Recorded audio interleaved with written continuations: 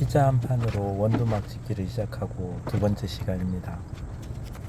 지금은 합판 90에 180짜리 3장 15,000원씩 해서 45,000원이네요. 45,000원 정정해야 될 것 같습니다. 45,000원 들여서 바닥을 이렇게 작업하려고 합니다. 바닥을 작업하는데 바닥이 지금 180에 240인데 이걸 합하보면 합판이 조금 남아요. 그래서 앞쪽에서부터 작업을 하려고 하는데 하다 보니까 팔레트에 나무 칸칸이 못이 있는데 이게 못이 약간씩 돌출되어 있더라고요. 그래서 지금 못을 망치로 이렇게 깎는 중입니다. 평평하게 하기 위해서. 정말 저 지금 빠르게 하는데요. 한 5배 정도 빠르게 돌리는 겁니다. 실제로는 저렇게 빠르지 않죠. 자, 저 끝에 남아서 저분이 이렇게 한쪽으로 기우는데 어쩔 수 없이 잘라야 된다는 생각을 했습니다.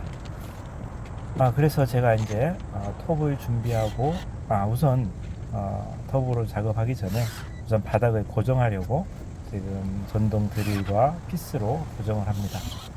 중간 밑에 나무판에 강목이 되어 있는 부분을 찾아서 피스로 한 줄에 4개씩, 팔레트가 2개니까요. 이렇게 해서 총 한 팔레트에 6개 정도 피스로 쪼아주고 있습니다. 근데 간혹 쪼다 보면은 밑에 강목이 형성이 안 되어 있는 부분이 있는데 이럴 때는 다시 작업을 해야 되는 그런 경우도 있습니다. 저 작업은 어렵지 않더라고요. 그냥 피스를 전동 드릴로 해서 이렇게 박아주면 되니까요.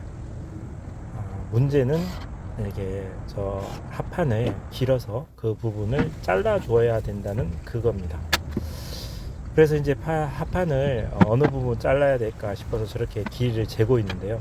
제가 워낙 대충 하는 성격이라서 한번 보시죠. 제가 저렇게 강목으로 가지고 길이를 재고 이렇게 펜으로 표시를 했는데 그런데도 불구하고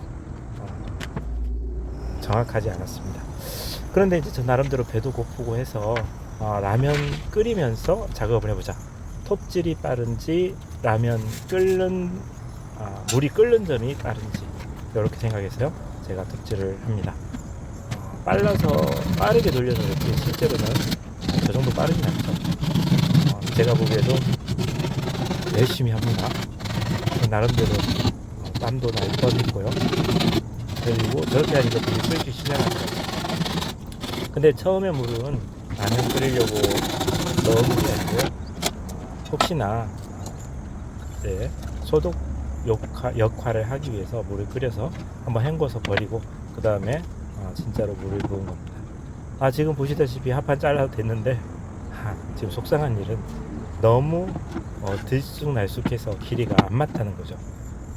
이걸 어떻게 해야 되나 이렇게 생각하다가 다시 풀자. 그리고 조금씩 밀고 당겨서 약간 중간에 틈이 있더라도 끝부분을 맞추고 다시 작업하는 게 나을 것 같다. 그래서 지금 다시 맞추고 난 다음 어느 부분이 더 나은가 이렇게 확인하고 또 피스를 쪼고 있습니다. 저 왔다 갔다 하는 분은 제 아내입니다. 아내는 지금 저쪽에 풀도 뽑고 그리고 여러 가지 일들 하겠죠. 저는 잘 확인을 못했습니다.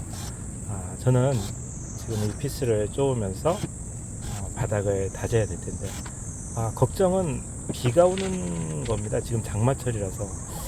그래서 나무를 일반 합판 10,000몇천 원짜리 좀 저렴한 걸 하려 했는데요. 그렇게 하면 조금 물이 빗물로 인해서 좀 깻잎 한 좋아지지 않을까 이파리 싶어서. 지금은 라면 끓이는데 깻잎 맛만 나면 되죠. 그리고 그 다음에 방아잎 그리고 아주 매운 땡초입니다. 매운탕도 아니고 다 넣는 그 다음에 고추 하나에서 한 2마리 정도 가위로 잘라가지고 넣고 얼큰한 맛을 내려고 합니다. 그래서 깻잎을 대충 씻고 그 다음에 가위로 이렇게 절단을 해서 집어넣습니다. 집어넣고 난 다음에 라면에 스프와 양념을 넣고, 그리고 당연히 뚜껑을 닫으면 끝이죠. 예.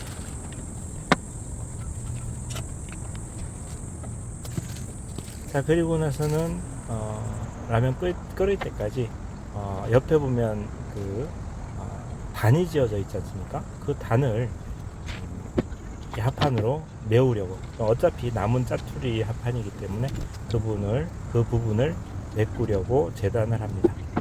나름대로 또 잘 잽니다. 그런데 모든 작업이 완벽할 수 없듯이 지금 제가 재는 것도 완벽하지 않더라고요. 저렇게 자르는 동안 아마 라면이 다 끓어서 익을 거라고 생각을 했습니다.